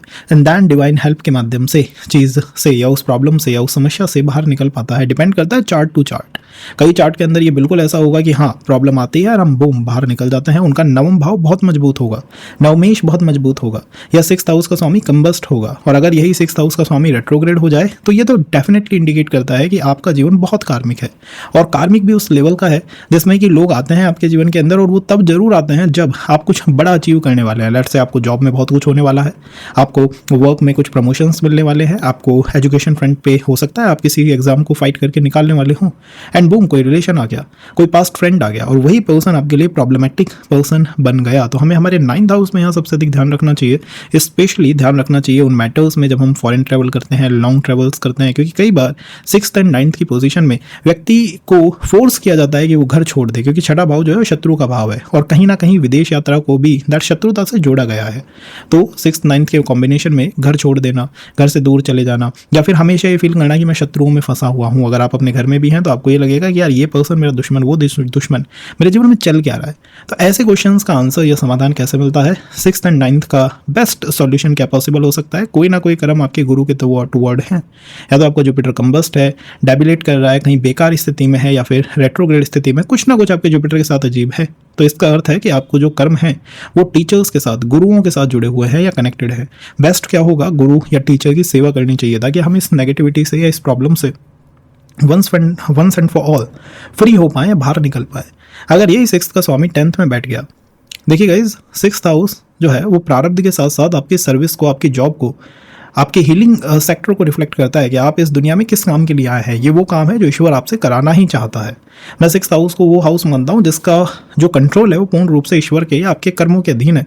ये हाउस या इससे जुड़े हुए जो भी प्लैनेट है जहाँ जहाँ इनका इन्फ्लुएंस आता है, वो एरियाज ऐसे एरियाज हैं जिनमें आपके ऊपर बाउंडेशंस रिस्पॉन्सिबिलिटीज होंगी ही होंगी। अब जैसे कि छठे भाव का स्वामी 10th हाउस में है। 10th हाउस से आप क्या देखते हैं, आप बताइए। 10th हाउस से आप देखते हैं अपने प्रोफेशन को। 6th और 10th के कॉम्बिनेशन में व्यक्ति अपनी वर्क फ्रंट में बहुत एनर्जी इन्वेस्ट करना शुरू कर देता है। और स्पेशली ऐसे केसेस में जब हम किसी बिजनेस को या फ्रीलांस में कुछ करना चाहते हैं, अपनी क्रिएटिविटी के दम पे कुछ करना चाहते हैं, तो हमें महसूस होता है यार मैं कितने भी एफर्ट क्यों ना दे लूँ, but comes to taking the decision, making it work, वो मेरे से नहीं हो पा रहा है। उसके पीछे का रीज़न आप जानते हैं क्या है? उसके पीछे का रीज़न है कि ये 6th हाउस का लॉर्ड 10th हाउस में वो कुंडली मार के बैठा हुआ है। ये कहता है कि इस पर्टिकुलर एरिया को, जो कि आपका प्रोफेशन है, आपका स्टेटस है, मैं कंट्रोल करता हूँ। ईश्वर उसे कंट्रोल करते हैं। आप कितने भी एफर्ट दे लीजिए, आप कितनी भी एनर्जी इन्वेस्ट कर लीजिए अपने वर्क फ्रंट में, बट आपको एक पॉइंट के बाद महसूस होगा कि ठीक है, यहाँ शायद चीज़ें मेरे अकॉर्डिंग चल ही नहीं रही, यहाँ कुछ और ही एनर्जी है या कुछ और ही गतिविधि है जो इस चार्ट के अंदर या मेरे जीवन के अंदर लगी हुई है, जिसका कंट्रोल मेरे हाथों में नहीं है। तो मैं कई बार लोगों से कहता हूँ कि अगर आपका 6th और 10th का कॉम्बिनेशन है, अच्छी बात यह है कि आपको जॉब मिल जाएगी, अच्छी बात यह है कि आप सर्विस में ग्रो कर पाएंगे, अच्छी बात यह है कि आप कोई बड़ा वर्क कर पाएंगे, जैसे कि सिविल सर्विसेज हो गई या फिर MLA MP, कुछ भी ऐसा काम जिसमें हम लोगों की सेवा के लिए जाना पसंद करते हैं।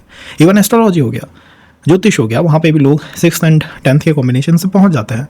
फिर लोग पूछते हैं भाई 6th और 10th के कॉम्बिनेशन में नेगेटिव क्या होगा या फिर दिक्कतें कहाँ आएंगी? दिक्कतें आएंगी कि हमारे चार्ट में हो सकता है एक इनसाइड में एक पितृ दोष लगा हुआ हो जिसका हमें पता ही नहीं है, या सूर्य हमारा एफ्लिक्शन के अंदर बैठा हुआ है, पीड़ित होकर बैठा हुआ है। अब क्योंकि वो एफ्लिक्शन में है, क्योंकि वो पीड़ित है, वो पितृ दोष वर्कआउट कर रहा है, आप कितने भी एफर्ट देते रहिए, आप फील करेंगे कि यार मैं एफर्ट देता देता थक गया हूँ, but in the matters of 10th house, जो कि मेरा प्रोफेशन है, मेरी सर्विस है, मेरी जॉब है, मेरा वर्क फ्रंट है, चीज़ें वहाँ वर्कआउट नहीं कर रही हूँ उस तरह से जैसे उन्हें करना चाहिए।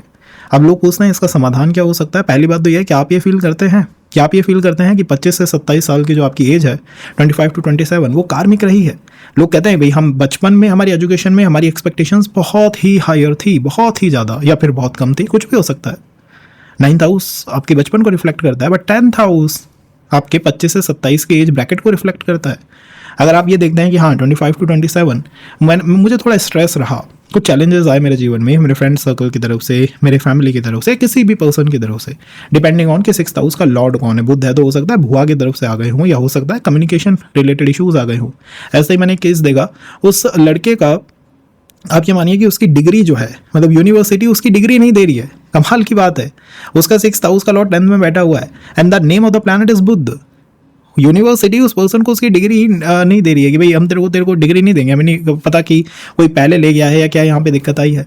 इस तरह की यहाँ दिक्कत आती है। जो वो प्लैनेट बैठा है उसके अकॉर्डिंग हो सकता है आपने बहुत अपने एफर्ट से बहुत कुछ अच्छा अचीव कर लिया, लेकिन जैसे ही स्टेटस बढ़ने की बात आती है, चाहे वो प्रमोशन हो, चाहे वो जॉब ग्रोथ हो, चाहे वो जॉब में आपका स्टेटस बढ़ना हो, यार मैं स्टेटस बढ़ना चाहिए, वहाँ पर हम कुछ प्रॉब्लम्स का सामना करते हैं। और ये भी एज ब्रैकेट 25 to 27 है।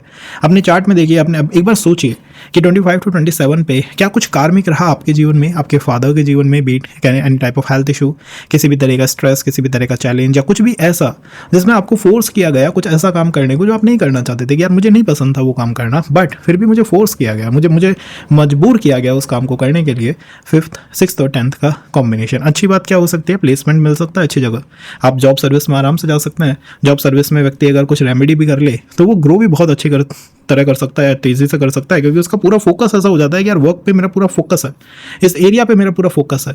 और कई बार समस्या ये भी रहती है कि जो रिलेशनशिप्स एंड ऑल हैं वो भी ऑफिस से ही निकल के आ जाते हैं, और वो आपको जब ग्रोथ मिलनी है, आपको जब चीज़ें आपके जीवन में ऊपर जानी है, वहाँ पर वो प्रॉब्लम्स या समस्याओं का सामना करवा देते हैं। अगर हम बात करें 6th lord sitting in 11th house, देखिए guys 6th house is all about प्रारब्ध and 11th house is all about completing your desire. मतलब 11th हाउस काम त्रिकोण का भाव है, और आप जानते हैं काम त्रिकोण में 3 हाउस आते हैं, तीसरा भाव, 7वां भाव और 11वां भाव। अब इन तीनों में फ़र्क है। एक तो है कि आपकी इच्छा जो इस जीवन में स्टार्ट हुई है कि यार मुझे ये बाइक खरीदनी है, वो आती है 3rd हाउस से। एक है कि आपकी जीवन की इच्छा पिछले जीवन से आ रही है कि हेमंत जी मैं कितने भी रिलेशंस देख लूँ मेरे समझ नहीं आता, कितनी भी बाइक देख लूँ मेरे समझ नहीं आता, मुझे तो हीरो होंडा ही लेनी है, मेरे तो वही पिछले जीवन से सेट है, चाहे कुछ भी कितना ही अच्छा हो कितना ही बुरा हो, वो आता है 11th हाउस से कि आपकी डिज़ायर, आपकी अप्रोच, आपकी थिंकिंग, आपका बिहेवियरल पैटर्न वो पास्ट लाइफ से ही सेट है, उसको बदला नहीं जा सकता, उसको चेंज नहीं किया जा सकता। That's what 11th house is actually. 11th house ये चीज़ है। अब जब छठे भाव और 11th हाउस का कॉम्बिनेशन होगा तो आप खुद सोचिए कि लाइफ कार्मिक होगी या नहीं होगी। Well definitely it will look कार्मिक, थोड़ा कार्मिक तो दिखाई देगी। और आप जानते हैं कार्मिक होने के पीछे का रीज़न क्या होगा? कार्मिक होने के पीछे का रीज़न होगा कि व्यक्ति सोचेगा कि मुझे तो वही चीज़ें चाहिए, मुझे वही प्राप्त करना है जिसके तरफ एक बहुत इंटेंस एनवायरनमेंट बनता है, मतलब मैं इंटेंसली उस चीज़ को चाहता हूँ, वही मुझे इस जीवन के अंदर प्राप्त करना है। तो ऐसे केसेस में 6th और 11th के कॉम्बिनेशन में मैं देखता हूँ कि एक व्यक्ति एक डिज़ायर पे, एक इच्छा पे अटक गया है लंबे समय के लिए। अब ये आप सोचेंगे कि इसको कैसे फलित में यूज़ किया जाए, जैसे कि कभी आपने कोई यूपीएससी पर्सन का चार्ट देखा, 6th और 11th का कॉम्बिनेशन है, आप उसको कितना भी समझाइए कि यार तुम कुछ और ट्राई कर लो, but he will not accept, वो अटक जाएगा, वो कहेगा करना है तो यही करना है।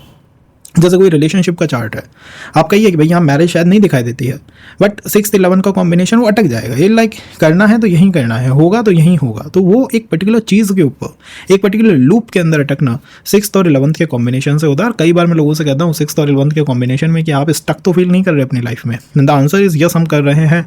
फिर पूछते हैं इसके पीछे का रीज़न क्या? भी रीज़न सिंपल है, आपका छठा और 11th हाउस जुड़ा हुआ है। क्योंकि अगर आप 6th हाउस से देखेंगे, 11th हाउस इज व्हाट, अगर हम भावात भवम भी लगाएं यहाँ तो छठे से छठा ही तो है। तो ये और स्ट्रॉन्ग प्रारब्ध है, और ये ऐसी चीज़ है जो पिछले जीवन से हमारे साथ लगी हुई है या कनेक्टेड है। तो 6th का 11th में होना पॉजिटिव मैटर्स में, सर्विस में, जॉब में, कार्य क्षेत्र में अच्छा व्यक्ति ग्रो कर सकता है। सोशल मीडिया हो गया, नेटवर्किंग साइट्स एंड ऑल हो गई, इन पे अच्छी खासी प्रेजेंस रख सकता है। इवन डिजिटल मार्केटिंग, जो आजकल के नए नए वर्क चलते हैं ना, जो अनकन्वेंशनल वर्क होते हैं, थोड़ा आप कह सकते हैं ड्रॉप शिपिंग हो गया जैसे, तो कई लोग होते हैं 6th और 11th के कॉम्बिनेशन में अनकन्वेंशनल वर्क्स की तरफ या कामों की तरफ चले जाते हैं। अब इसकी जो नेगेटिविटी है वो यहाँ पर है कि जब हमारी इच्छा पूर्ण होने वाली है, हमारी इच्छा कंप्लीट होने वाली है, देखिए आपको अगर कोई इच्छा है पूरी करनी है, या एस्ट्रोलॉजी सीखना है, कुछ करना है, कुछ कंटेंट बनाना है, कोई भी आपकी एक डिज़ायर है, तो आप क्या करेंगे? आप एफर्ट देंगे। आप ये कहेंगे कि ठीक है यार, मैं सुबह उठूंगा और मैं काम करूंगा, एफर्ट दूंगा इस चीज़ के प्रति। लेकिन जब 6th और 11th का कॉम्बिनेशन होता है तो लाइफ इज लाइक कि भैया आपके एफर्ट को कोई लिख ही नहीं रहा, आप एफर्ट दिए जा रहे हो बट उसको कोई ध्यान ही नहीं रख रहा, उसका डेस्टिनी उसको काउंट में नहीं ले रही। तो आप एफर्ट दे रहे हैं but things are not changing, ground के ऊपर कुछ बहुत ज़्यादा चेंजेस नहीं हो रहे हैं। तो लोग पूछते हैं इसके पीछे का रीज़न क्या है? इसके पीछे का रीज़न 6th एंड 11th का कॉम्बिनेशन, ये कॉम्बिनेशन ही ऐसा है जो व्यक्ति से कहता है कि आप एफर्ट देते रहिए, आप करते रहिए अपनी तरफ से, but comes to the outcome of the result, हम वो रिजल्ट अपने कंट्रोल में बना के बैठे हुए हैं। अब आप कहेंगे ये तो बड़ा नेगेटिव हो गया। वेल नेगेटिव नहीं है, क्योंकि अब आप जान चुके हैं कि इसके पीछे का रीज़न क्या है। कहीं ना कहीं आपके कर्म राहु और शनि से कनेक्टेड है। मेरा मानना है 6th हाउस और 11th हाउस के कॉम्बिनेशन में अगर राहु भी किसी का बिगड़ जाए, लाइक पीड़ित हो रहा हो, या किसी प्लैनेट को पीड़ित कर रहा हो, किसी नीच के प्लैनेट के साथ है, किसी वक्र या कंबस्ट प्लैनेट के साथ है, ऐसे केसेस में ये ज़्यादा ट्रबलसम हो जाता है। और ऐसे केसेस में पर्सन को करना क्या चाहिए? उसको करने में बेस्ट ऐसा करना चाहिए कि कम से कम एक बार, क्योंकि यहाँ राहु और शनि के साथ आपके जो कार्मिक कॉम्बिनेशन बना है, कार्मिक अटैचमेंट आपका आया है, तो क्या करना चाहिए? इवनिंग के अंदर, शाम के समय माँ काली हो गई या काल भैरव हो गए, उनकी पूजा अर्चना से, उनकी वर्शिप करने से, उनकी तरफ थोड़ा डिवोशन डालने से हम इस प्रॉब्लम से निकल सकते हैं। मैं कई लोगों को देखता हूँ जो कि सतनाजा होता है ना, पंचनाजा, सतनाजा, 7 अनाजों का मिश्रण होता है, उसको लेके शाम को पंक्षियों को खिलाते रहते हैं। ये भी बहुत बेस्ट उपाय है 11th हाउस के ऊपर वर्क करने का। बिकॉज अगेन नेटवर्किंग, आप नेटवर्किंग अगर देखना चाहते हैं तो बिलीव मी गाइज, विश्वास हो ना हो, इंसानों की नेटवर्किंग छोड़िए, आप एनिमल्स की देखिए, और उसमें भी पंक्षियों की आप नेटवर्किंग देखिए, उनका समूह से चलना उड़ना, इन चीज़ों को देखिए, तो फील होगा हाँ 11th हाउस कॉज नेटवर्किंग का है, तो मुझे ऐसे ही लोगों की जो इन नेटवर्किंग एरियाज में लगे हुए हैं या उनसे किसी भी तरह कनेक्ट करते हैं, कुछ मदद करनी चाहिए। It will be good remedy. आप कहेंगे कोई एडिशनल रेमेडी की आवश्यकता ही नहीं है एक्चुअल में। और अगर यही 12th हाउस में हो तो 6th और 12th का combination, now 6th house is the house of प्रारब्ध। और 12th हाउस के लोग बहुत शिकायत करते हैं कि हमारे सेशन को या हमारे टाइम आते आते जो है आप बहुत कम इन्फॉर्मेशन देते हैं। तो मैं दोबारा से सेशन को रिकॉर्ड कर रहा हूँ, अगर आपको पसंद आता है तो लाइक शेयर जरूर करिएगा। अब 6th हाउस क्या होता है? 6th हाउस इज प्रारब्ध। 6th हाउस का स्वामी प्रारब्ध के बारे में बताता है। व्हाट इज प्रारब्ध? प्रारब्ध इज अ टाइप ऑफ कर्म, एक कर्म का प्रकार है। और प्रारब्ध ऐसा कर्म है जो कि कहता है कि एक चीज़ हम अपने कंट्रोल में रखेंगे। लाइक अगर आपको कुछ प्राप्त करना है, लेट्स से आपको कोई एग्जाम निकालना है, आपको रिलेशन चलाना है, आपको मैरिज में जाना है, कुछ भी आपको करना है, तो एक इंसान क्या कर सकता है? आप बताइए क्या कर सकता है एक इंसान? एक इंसान एफर्ट कर सकता है, मेहनत कर सकता है। भाई ठीक है, इस चीज़ के लिए मैं मेहनत करूँगा, मेहनत करके अपने जीवन को ठीक कर लूँगा। मुझे प्रॉब्लम दिखाई दे गई, मैंने अपने ब्रेन से उसको एनालाइज कर लिया, अब मुझे इस पर काम करना है। यही तो हमारी अप्रोच होती है ना, हम मेहनत करेंगे और उस समस्या को खत्म कर देंगे। बट 6th हाउस कहता है कि मेहनत से कुछ होगा ही नहीं।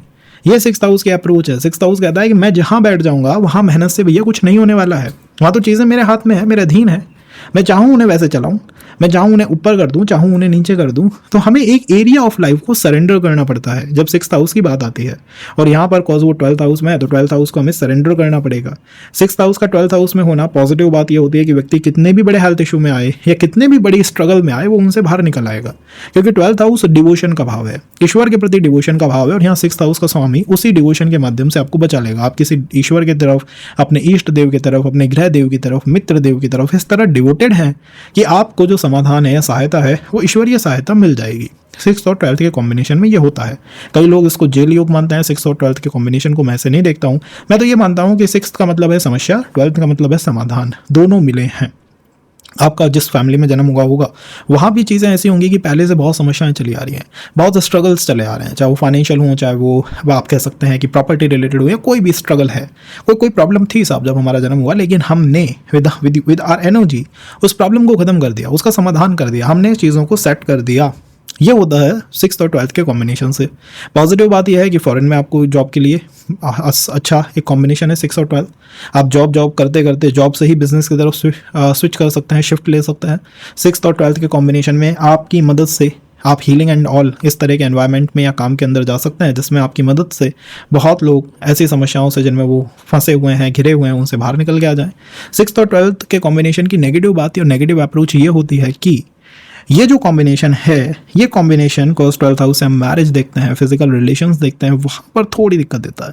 अब कहेंगे मेहनत तो मैं करता हूँ बट वो मेहनत कुछ रिजल्ट नहीं लेके आ पा रही है। तो अगर यहाँ पर मैरिज रिलेशंस इनको सेट आउट कर लिया जाए एक बार, या सेटअप ठीक से कर लिया जाए, तो मेरा मानना है कि 6th और 12th के नेगेटिव कॉम्बिनेशन से या फिर इसकी नेगेटिविटी से भी आराम से व्यक्ति बाहर निकल सकता है। एंड 6th और 12th का कॉम्बिनेशन एक राजयोग भी लगाता है। Do you know the name of the Rajyog? It is a Viparit Rajyog. विपरीत राजयोग, विपरीत राजयोग का मतलब होता है कि परिवार में ग्रैंडफादर ने कुछ करा, फादर ने कुछ और करा, फादर कहीं और रहे, हम कहीं और रहे, तो हर व्यक्ति परिवार में जो है वो कुछ नया शुरू करता है, अपने दम पे कुछ नया शुरू करना चाहता है। तो परिवार में एक अप्रोच या पैटर्न बन जाता है कि पिछला जो व्यक्ति है, जैसे फादर के लिए ग्रैंडफादर हो गए, उनके पिताजी हो गए, उनसे बहुत समर्थन नहीं मिला, या समर्थन मिला लेकिन मेरे फादर ने या मैंने कुछ नया ट्राई करा, कुछ यूनिक ट्राई करना चाहा, कुछ अनकन्वेंशनल ट्राई करना चाहा। तो ऐसे केसेस में जब 6ठे का 8वें में हो या 12वें में हो, मैं कई बार ये भी देखता हूँ कि व्यक्ति जो है घर बदलता रहता है। फैमिली में पीछे से लोगों ने हाउस चेंजेस बहुत करे हैं, या फिर पहले कहीं और रहते थे अब कहीं और रहते हैं, ऐसी अप्रोचेस भी बनने लग जाती हैं। तो this is the 6th house and 12th house combination. अब आप कहेंगे कुछ हेल्थ इश्यूज़ में, वेल हाँ, स्लीप रिलेटेड हेल्थ इश्यूज़ देने में 6 और 12 के कॉम्बिनेशन की बहुत स्ट्रॉन्ग भूमिका होती है। कहता है कि भैया ये जो समस्या है ये देने में पूर्ण रूप से सक्षम हूँ, पूर्ण रूप से मेरे पास स्ट्रेंथ है या पावर है। तो this is the 6th house in the 12th house. अगर आपको पसंद आया हो तो लाइक शेयर सब्सक्राइब कीजिएगा, एंड कोई भी इन्फॉर्मेशन आपको चाहिए तो just let us know in the comment box. इसी के साथ 6 और 12 के कॉम्बिनेशन में कई बार व्यक्ति कर्ज रिलेटेड इश्यूज से या फाइनेंशियल ट्रबल से भी फैमिली को निकालने की भरसक कोशिश करता है, तो उसको भी हमें ध्यान रखना चाहिए। इसके अलावा if you are looking for any other additional information just let us know in the comment box. कोई प्लैनेट कंबस्ट है, वोगोत्तम है या फिर रेट्रोग्रेड है, तो उसके बारे में भी बताइएगा। नेक्स्ट सेशन किस पे करें इसका सजेशन भी अगर आप देना चाहते हैं तो उसको दीजिएगा। And be in touch, be connected.